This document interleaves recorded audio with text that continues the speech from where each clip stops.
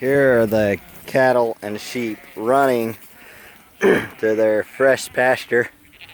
And just the whole mob of them. There's a few trailing behind, but they just love it whenever we move them. Every day they get a fresh, fresh batch of grass and clover. You can see the dust there coming off the clover. The clover this time of year is going to seed, and if I find a cow pie here, I'll show you. The cows, the seed goes right through them, and they reseed it. I don't know if this one I can see it in here or not. Yeah, right there. I don't know if you can see that. That is a clover seed right there. And I seen one pie the other day that was just full of, yeah, there's a bunch in here. All these little clover seeds. So you give a little bit of time.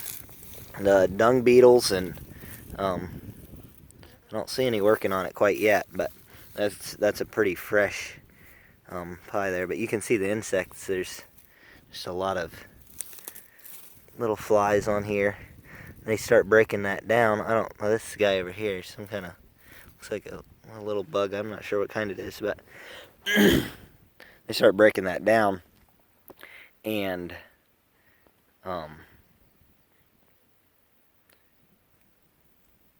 then you'll see a cow pie that's just totally full of little tiny clover plants growing up. So anyway, a bunch of content animals there grazing away. Had been all down at the other end. The water's right up there, and it doesn't want to focus very well, but so they come back to this end, and they wanting to get a drink too. They were down on that tree line over there. There's a few trees, and they like to hang out over there for shade in the heat of the day. But let's get a little closer here. You can see just how much they love this. This mom over here, she's just going to town. Get as much as they can before someone else grabs it. One of the neat things about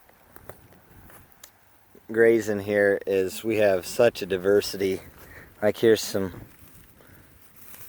plantain or plantains, another way to say it. I'm not sure what this is. I think this is sorrel.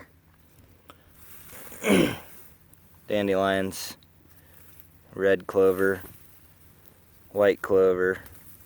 This is a Festoium, yeah, I think that's what it's called. It's a ryegrass fescue cross hybrid. Oh, little daisies. Here's some alfalfa. It's bloomed out, purple blooms, real beautiful. I'm sure there's other grasses in here too that I'm not seeing right off, but whenever there's so much diversity, especially like dandelions, alfalfa, here's some Queen Anne's lace. These, especially like Queen Anne's lace and alfalfa, milkweed, they'll nibble on that a little probably. Thistles, well, it's amazing. You'll see a sheep take a thistle top, pop it off like that, and pull it in her mouth backwards so she doesn't get those little prickers in her throat or in her mouth. It's just amazing how they'll eat that stuff. But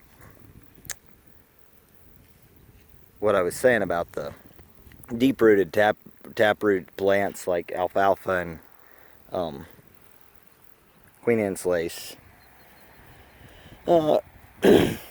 dandelions, there's other ones too, is they are really, really good for pulling up nutrients out of the soil real deep and pulling them up to the surface, and that's what gives us a more nutrient dense meat product. You take livestock raised on commercial feedlots that are fed mainly corn and soybeans, there's a lot less variety, and those plants don't mine for minerals near as deep as what a perennial plant will.